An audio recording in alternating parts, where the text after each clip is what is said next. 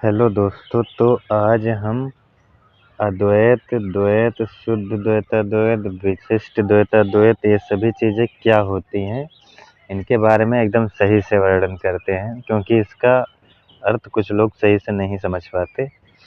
तो पहले हम समझते हैं कि ये सभी तो मेन रूप से वेदांत की ही शाखाएँ हैं। वेदांत मतलब उपनिषदों की ही शाखाएँ हैं। तो उपनिषद में आत्मा या ब्रह्म या सत्य या परमात्मा ये सभी एक ही चीज़ें हैं, और जीव, जगत, प्रकृति ये सभी एक तल पे हैं। तो यहाँ पर आत्मा कोई अलग नहीं है, वो परमात्मा ही है। तो आत्मा को यहाँ अलग मत मानो। तो यहाँ एक प्रकृति, एक अपरा प्रकृति हो गया। तो यहाँ पर जो हमारा है अद्वैतवाद, जब 8वीं शताब्दी BC में शंकराचार्य जी ने अद्वैतवाद के बारे में मतलब बताया, तो उन्होंने बताया जगत मिथ्या है, ब्रह्म सत्य है। तो यहाँ पर इन्होंने जगत को मिथ्या बता दिया, मतलब जगत में जो कुछ भी है सब मिथ्या है, ब्रह्म ही सत्य है।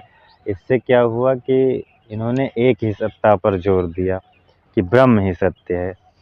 तो इससे क्या हुआ कि इसका इतिहास यही है कि आगे जो और विशिष्ट द्वैताद्वैत या अद्वैत मतलब द्वैताद्वैतवाद ये सभी आते हैं, वो सब उन सभी को क्या हुआ कि उन सबको भक्ति मार्ग या प्रेम मार्ग के लिए परेशानी हुई, क्योंकि शंकराचार्य जी ने जब 8वीं शताब्दी BC में बताया कि मतलब अंतिम सत्ता एक ही है, तो भक्ति मार्ग के लिए तो चाहिए दो सत्ता। तो इससे क्या हुआ कि भक्ति मार्ग वालों के लिए परेशानी हुई। तो इन लोगों ने क्या किया कि मतलब द्वैतवाद या अपने अपने अकॉर्डिंग स्थापना की, और यहाँ पर बस ये समझो कि अद्वैतवाद में परम सत्ता एक ही है, लेकिन जो और सभी हैं वो भक्ति मार्ग के लिए, मेन रूप से भक्ति मार्ग। भक्ति मार्ग का मतलब हुआ कि अंतिम सत्ता एक तो होगी, लेकिन मतलब दो से ही वो प्राप्त होगी, क्योंकि भक्ति मार्ग के लिए दो चाहिए ही चाहिए, नहीं तो भक्ति कैसे होगी।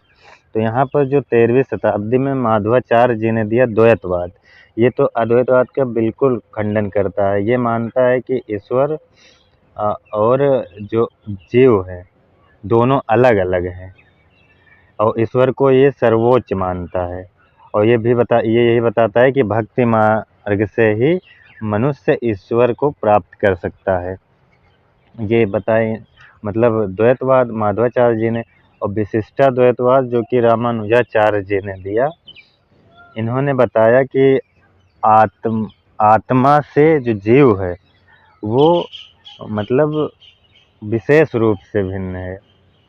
जैसे मतलब सूर्य की किरणें सूर्य से भिन्न है, वैसे ही जो जीव है वो भी आत्मा से भिन्न है। आत्मा मतलब यहाँ हम कह रहे हैं आत्मा और ईश्वर एक ही है, क्योंकि ये वेदांत से लिया गया है। वेदांत में आत्मा को ही ईश्वर बताया गया है। तो यहाँ पर आत्मा और ईश्वर, आत्मा या ईश्वर और जगत यहाँ पर एक ही है, इन्होंने बताया वो विशेष रूप से एक है। जैसे मतलब आत्मा के ही पार्ट हैं जीव, इस रूप से बताया इन्होंने। लेकिन इनका भी अंतिम लक्ष्य जो है कि जो जीव रूपी मैं है, अहंकार है, ये लास्ट में जाकर भक्ति मार्ग के द्वारा, भक्ति या प्रेम के द्वारा ब्रह्म में स्थापित हो जाना इनका लक्ष्य था। और जो शुद्ध द्वैताद्वैत है, ये जो है ये दर्शन जो है उनका जो अद्वैतवाद मतलब शंकराचार्य जी का था, उसका थोड़ा मतलब उसमें थोड़ा ही चेंजिंग है। जैसे उन्होंने जगत को मिथ्या बताया, लेकिन शुद्ध द्वैत जो है वो जगत को भी सत्य बताया है। बस इतना ही अंतर है। इन्होंने कहा क्योंकि जगत को अगर मिथ्या बता दोगे तो भक्ति मार्ग के लिए परेशानी होगी ना। तो मतलब यही है, यह मानता है कि जीव जो है वो ब्रह्म का अंश है, और अद्वैतवाद के बिल्कुल विपरीत है, क्योंकि अद्वैतवाद मतलब जीव को मिथ्या बताता है।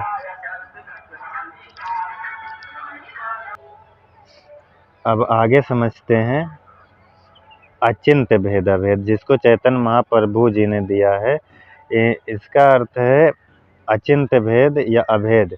मतलब इनके अनुसार जो है जीव जो है वो परमात्मा का ही एक अंश है, जो सांसारिक तर्क से परे है। इन्होंने कहा है कि जो कृष्ण है, जीव जो है वो पूरी तरह से कभी कृष्ण नहीं हो सकते, क्योंकि इन्होंने भी भेद अभेद बताया है। लास्ट में इनके में है अचिंत भेद अभेद, मतलब जो है कि जीव परमात्मा नहीं हो सकता, जीव अलग है और परमात्मा अलग है, इनका ये है। तो ये हो गया। और द्वैतवाद जो बचा, द्वैतवाद में द्वैत और अद्वैत दोनों का मिश्रण है। इसका मतलब ये हुआ कि जो ईश्वर है और जो जीव है वो उसमें अंतर भी है और नहीं भी है। अब अंतर कैसे है? जीव और ईश्वर में अंतर जो है वो गुणों के आधार पर वो भिन्न है, क्योंकि ईश्वर के गुण तो अलग होंगे ही, क्योंकि वो ईश्वर हैं। और लेकिन अभिन्न क्यों है? क्योंकि वो सभी ईश्वर की ऊर्जा पर ही हैं, ईश्वर की ऊर्जा पर ही निर्भर है। तो ये सभी जो हैं इन सब के अंतर हैं। और द्वैतवाद जो है ये निम्बार्काचार्य जी ने दिया था। तो यही सब है और ज़्यादा कुछ इसमें डिफरेंस नहीं है। इन सब का मेन उद्देश्य जो है वो ब्रह्म की प्राप्ति करना ही है, क्योंकि बस यही है कि ये भक्ति मार्ग का है। और जो मतलब शंकराचार्य जी का था वो भक्ति मार्ग के द्वारा नहीं था, वो मतलब ज्ञान पर पूर्णता आधारित था। लेकिन ये सब चीज़ें जो है वेदांत से ली गई है ना, तो यहाँ पर आत्मा अलग नहीं होगी। आत्मा, ब्रह्म, ईश्वर, सत्य ये सभी एक तरफ है, और अहम, मैं, जीव, जगत ये सभी एक तरफ है। मतलब जो वेदांत है वो दो ही सत्ता पर चलता है, एक अहम और एक ईश्वर या आत्मा। अब वही जो कहते हैं मतलब शुद्ध द्वैत में आ जाता है, शुद्ध द्वैतवाद में आ जाता है कि ईश्वर जो है मतलब शंकराचार्य की वो जो माया है उसका खंडन करता है कि माया के द्वारा अलग नहीं है, जगत भी सत्य है और ईश्वर भी सत्य है, क्योंकि भक्ति करना है। ऐसे सभी लोगों को भक्ति करना है, इसीलिए दो दो में सभी लोगों ने बांटा है, लेकिन अंतिम लक्ष्य सबका एक ही है। अंत में अहम रूपी मय का ब्रह्म में मिल जाना ही परम लक्ष्य है। इसी को मुक्ति या कैवल्य, निर्वाण, मोक्ष इसी को कहते हैं, और यही है, और इसमें कोई खास अंतर नहीं है। धन्यवाद।